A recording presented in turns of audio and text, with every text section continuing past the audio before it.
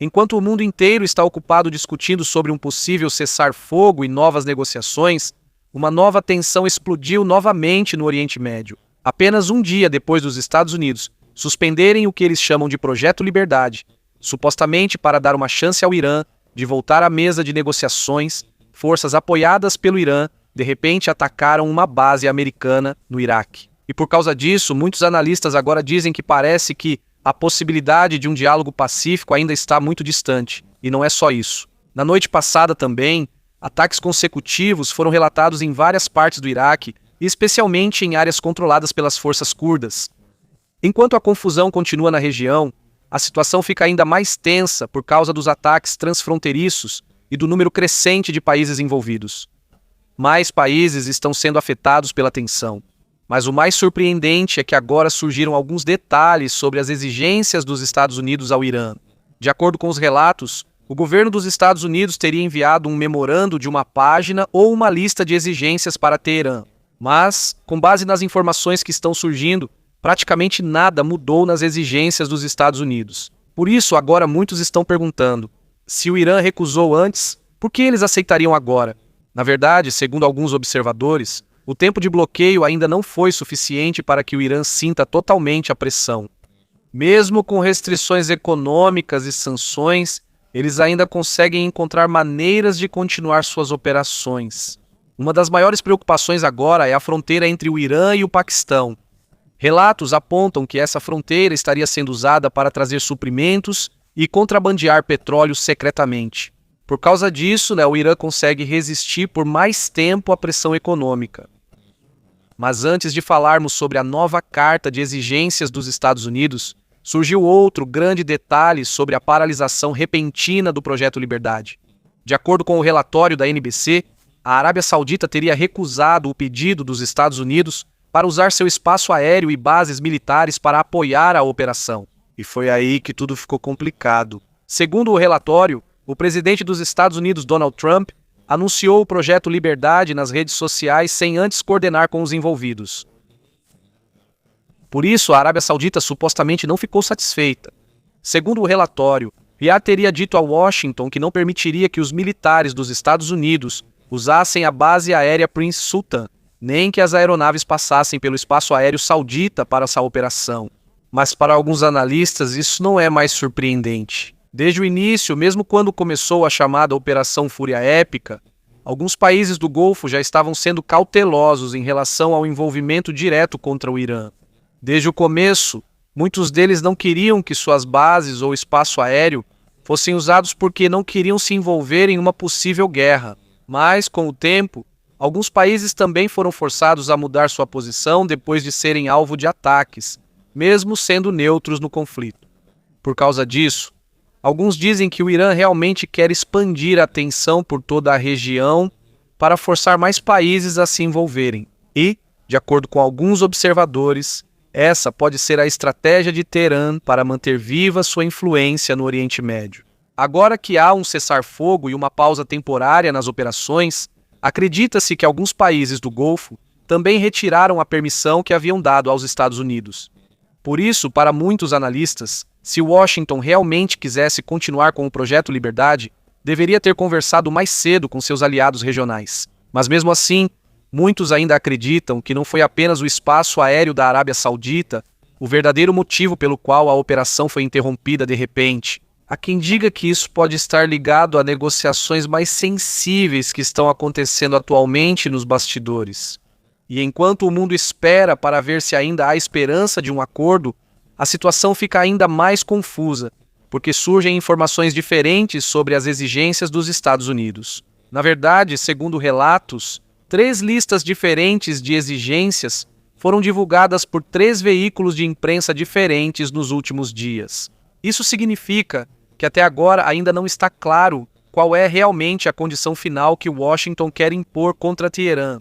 E enquanto as negociações ainda não estão claras, o mundo inteiro continua atento, porque um único passo em falso de qualquer lado pode aumentar ainda mais a tensão em toda a região. Agora, vamos analisar um por um os 2 possíveis acordos que surgiram sobre a negociação entre os Estados Unidos e o Irã. À medida que as conversas se prolongam, fica cada vez mais confuso o que realmente as duas partes querem. O primeiro relatório saiu no Wall Street Journal. De acordo com isso, os Estados Unidos querem proibir o enriquecimento de urânio pelo Irã por 20 anos. Isso significa que o Irã não pode desenvolver ou enriquecer urânio para seu programa nuclear por um longo período. Os Estados Unidos também exigem que o Irã entregue todo o seu urânio enriquecido e faça uma declaração oficial de que não irá fabricar armas nucleares. E não é só isso. Os Estados Unidos também quer que o Irã desmonte alguns dos principais instalações nucleares, como Fordow, Natanz e Esfahan. Esses lugares são conhecidos como centros das atividades nucleares do Irã. Além disso, qualquer atividade nuclear subterrânea também seria proibida, e o Irã teria que concordar com inspeções a qualquer momento para garantir que está cumprindo o acordo. Na verdade, isso é uma grande vantagem para os Estados Unidos, porque se o Irã concordar com isso, uma grande parte de sua capacidade nuclear será perdida. Mas como as condições são muito rígidas, muitos analistas também acreditam que há pouca chance de Teherã aceitar isso. Alguns também notaram que não há muitos detalhes sobre o programa de mísseis balísticos do Irã e seu apoio a grupos como Hezbollah, Hamas e Houthi. Por isso, apesar de ser um acordo rígido, alguns observadores acham que ainda falta algo. Agora vamos para a segunda proposta apresentada pela Axios.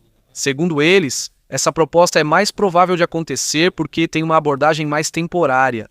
Sob esse plano, haverá primeiro um memorando de entendimento de uma página entre os Estados Unidos e o Irã, para reduzir temporariamente a tensão enquanto continuam as negociações maiores.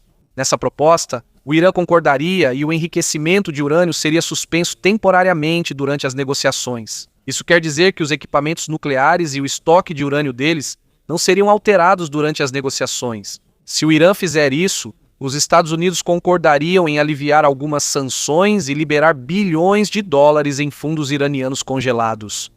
O acordo também prevê a retomada das operações normais no Estreito de Hormuz para garantir a navegação internacional e o comércio de petróleo. Mas é importante lembrar que isso é apenas um acordo temporário. Isso é apenas um acordo temporário, enquanto os dois lados tentam chegar a um acordo de longo prazo sobre a questão nuclear do Irã. E mesmo que pareça mais fácil para Teherã aceitar essa proposta, muitos ainda duvidam se isso é suficiente para evitar um conflito maior no Oriente Médio. Além disso, quando esse memorando for assinado, isso significa que o Irã também concordará com outras condições incluídas na negociação. Em troca, o Estreito de Hormuz será reaberto e Teherã terá acesso a parte de seus fundos congelados enquanto começam negociações mais sérias. Mas para alguns observadores parece que os Estados Unidos estão dando concessões demais. Segundo eles, o Irã ainda não teve uma grande vitória militar nesta guerra para já conseguir alívio das sanções e acesso a bilhões de dólares antes mesmo de haver um acordo de paz permanente. Outra parte importante da proposta é o período de negociação de 30 dias. Quando isso começar, haverá um mês para que as duas partes possam elaborar um acordo mais detalhado sobre o programa nuclear do Irã. Mas muitos duvidam se isso realmente será concluído em 30 dias, pois várias vezes o cessar-fogo e as negociações na região já foram prorrogados antes.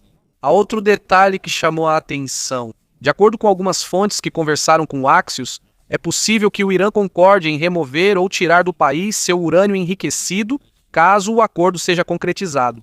Isso é algo muito importante porque há muito tempo Teherã vem dizendo que não vai abrir mão do seu estoque de urânio. Por isso, se isso acontecer, será uma grande concessão por parte do Irã, mesmo que haja em troca um alívio das sanções por parte dos Estados Unidos. Enquanto isso, segundo o New York Post, mediadores paquistaneses confirmaram que existem diferentes versões do documento circulando atualmente nas negociações. Ainda não está claro qual deles é a proposta oficial ou se são rascunhos separados dos Estados Unidos e do Irã.